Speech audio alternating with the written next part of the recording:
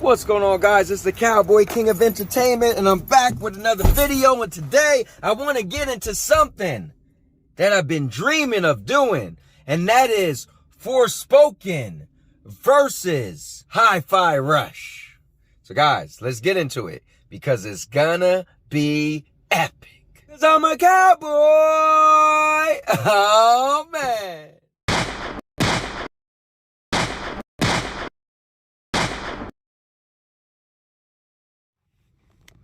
So out of all the people who say Hi-Fi Rush was amazing and game of the year, and for all the people who say Forspoken was great and they liked it, I honestly don't know one gamer who could say they beat both games. See, I don't want to be the guy that say I like Forspoken better because I played and beat Forspoken and I played just a little bit of Hi-Fi Rush. And I also don't want to be the guy who say Hi-Fi Rush is better because I played Hi-Fi Rush and I only played the demo of Forspoken. I personally wanted to be that gamer that played and beat both games, got through both games, and I could sit here and tell you my actual opinions from playing and beating both games. And I don't know any other gamer, like I said, that did both.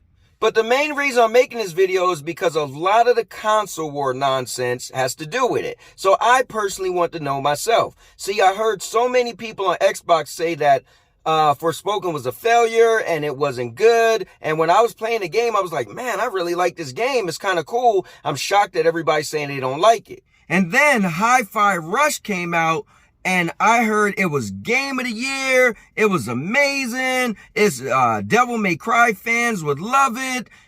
People gave it the highest praise. And I told myself that, okay, it sounds interesting. When I seen the trailers, I'm like, it doesn't really get me because it's a rhythm game. Doesn't look like it's my speed of game, but I do admire the controls because it looked like the gameplay is action adventure, hack and slash, right? But that still wasn't enough to pull me in until people said, well, this game is way better than Forspoken. So I thought, oh, that's interesting. So I went on the journey of playing Hi-Fi Rush, and now you guys know why I'm here, and now I'm about to break it down for you both. So let's go.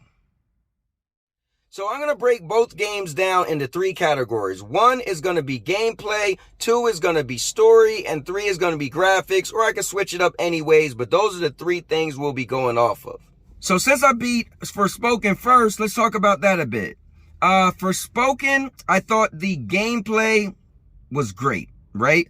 The controls, the combat, the fact that you're got a traversal system where you're kind of like gliding on water, you could run up walls, you could run extra fast, you could jump super high, you could glide in the air. I mean, it was pretty cool, made me feel like a superhero. You could actually meet different enemies, you beat those enemies, then you absorb their powers, then you had so many different powers you could do, and you could switch to each power whenever you want at will. So you could even mix and match. Like, it was so easy and quick just to hit the left or the right on the D-pad and switch over to the different power sets. And each power set had its own big ability tree. Now, the hack and slash of that, the action, the punching, the magics, the specials, that was really cool. So I have to say the controls of Forspoken, the gameplay of Forspoken, it was really cool. It was definitely epic, and that I enjoyed a lot.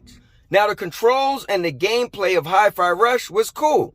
I definitely enjoyed it. I thought the button placements definitely made sense. The combat was the best part of the game. It kept me into the game. I loved hitting the enemies, beating them up, knocking them in the air, doing juggles, having other characters jump out on the screen, doing combat together, and these big combos. It was pretty cool. All right, so let's talk about the graphics. Forspoken graphics was pretty cool for me. It was more realistic look, so everything looked like real people. Really stunning graphics. The characters, the faces, like the main character looked like a real person. I don't know if somebody acted her or if they did motion cap of an actual person, but man, she looked good. She looked real. She had like a little gap between her teeth. She just looked like a real person, realistic look. And me personally, I do value that, and I do like that. that. I think the graphics of the world looked pretty cool. It was a massive open world. Like, I was comparing it to Elden Ring because you were able to like jump up a mountain and it would take a while. And once you get up a mountain, you'll look and there was another mountain. And I would say, okay, listen, I get that I climbed up one mountain, but there's no way in the world this game is going to let me go up another mountain. And guess what? It did let me go up another mountain. And on top of that, you had stages where you was fighting underwater. You had enemies that shoot water. You had enemies that shot fire. You had different creatures. I mean, the amount of creatures, the amount of enemies, you're walking through the city, you meet different people. Like, it was a stunning looking game. I got to give it credit for graphics. Graphics definitely was epic in this game. Graphics of Hi-Fi Rush was totally on a different spectrum because this was that classic animated looking style, looking like a cartoon. And honestly, it felt like you ripped characters right out of a cartoon. Like, everything looked right. Everything looked like it should actually be there at the same exact time. I have to give credit for these graphics. My only issue is it was a little kiddie-ish for me. So you see like the characters running around, little robots.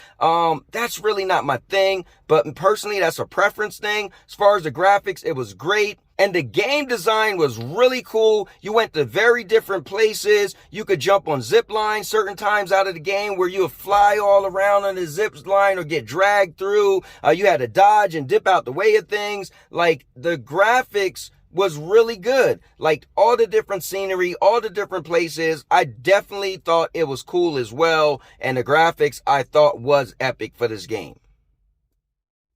So let's get into the story of Forspoken, and I think this was the thing that people didn't get when they played the demo. See, the demo, you didn't get an ideal of the story, but when you play the actual game from the beginning, you get to see the character was pretty much a delinquent. She was stealing cars, she was pretty much involved with a gang. When it starts off, she's going to court, and things look pretty bad for her. But then eventually she gets sucked into this world and she's like the person that, again, is more of a bad person, but now she has to become a hero.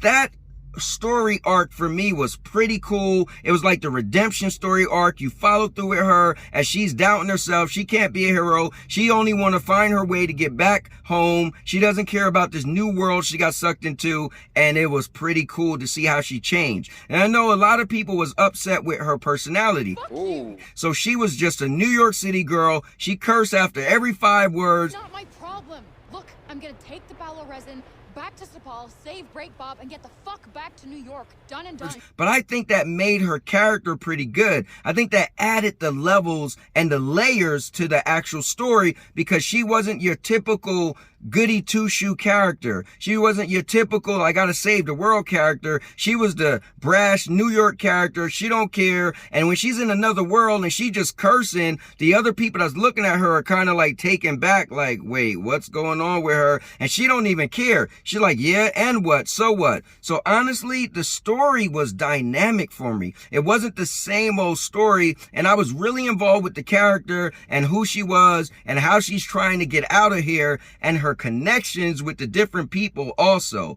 That was pretty cool, and I gotta say, the story for Forspoken, I liked it. Now, honestly, I liked Hi-Fi Rush, but this is probably where it goes down for me. This game, at best, could have been a good, just a mediocre game. So that's when I hear people throw around the terms like Game of the Year, I don't see it. Honestly, the story was very kiddie-ish. I mean, the kid fell and got merged with a Walkman and it changed him and gave him superpowers, right? So fine, cool, we get over that.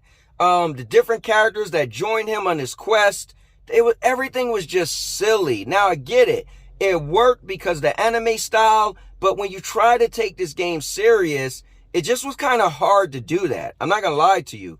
The story for me fell on his face. Sometimes you met characters and it just didn't feel like it needed to even happen. Then later on, you find out certain characters are related to each other and you're like, wait, what? So why you never said that all along? Guys, the story of this game is fun, but it's not great. Dare I say it's not good. It's a decent story, and I think the animated style worked for the story, but to put it on a high pedestal, it doesn't get that from the story. The story is what made it fall short. So let's talk about a little bit of drama about both games. So Hi-Fi Rush came out and it was like no bad press at all. Where on the other hand, Forspoken, it was considered a failure. It was considered a flop. A month later, or less than a month later, the team that developed the game actually was disbanded. So it wasn't a good look at all for Forspoken. So I get where the media was behind that Forspoken wasn't a good game. I totally get it, and I understand that. Now, on the other hand, now it's come out that Hi-Fi Rush possibly didn't sell well at all either, and that its sales was a flop. So that's kind of crazy because I thought this game was like the darling of the internet. It did well on Steam and a lot of people played it on Game Pass, but it could be that it didn't make that much money because of Game Pass. So maybe that's what could have actually took it down a notch. One thing I do want to say about Hi-Fi Rush is I noticed when God of War Ragnarok came out, a lot of people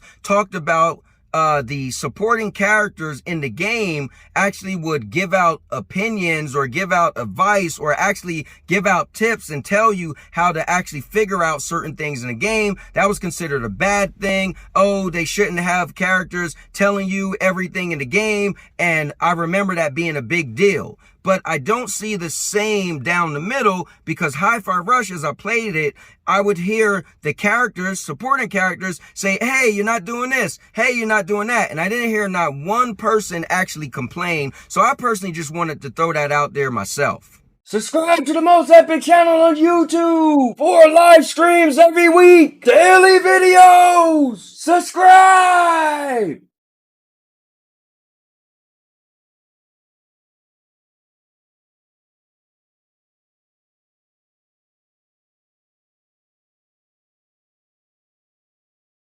So guys, that's my ratings for both games. To be honest, they're both pretty good. I just think the edge go to Forspoken over Hi-Fi Rush because of the gameplay. It's just a lot more you could do with the game and the mechanics and Forspoken than Hi-Fi Rush, and mainly because of the story. Hi-Fi Rush feels like kind of like a little kiddie-ish game. It's not as long as Forspoken. It definitely isn't a full AAA game. It's, you know, it's a AA game at best.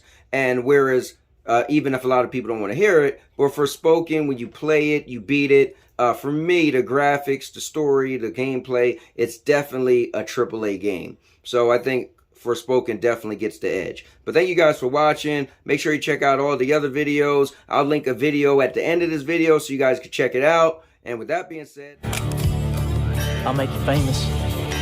Because I'm a cowboy! Oh man! And now your mama knows.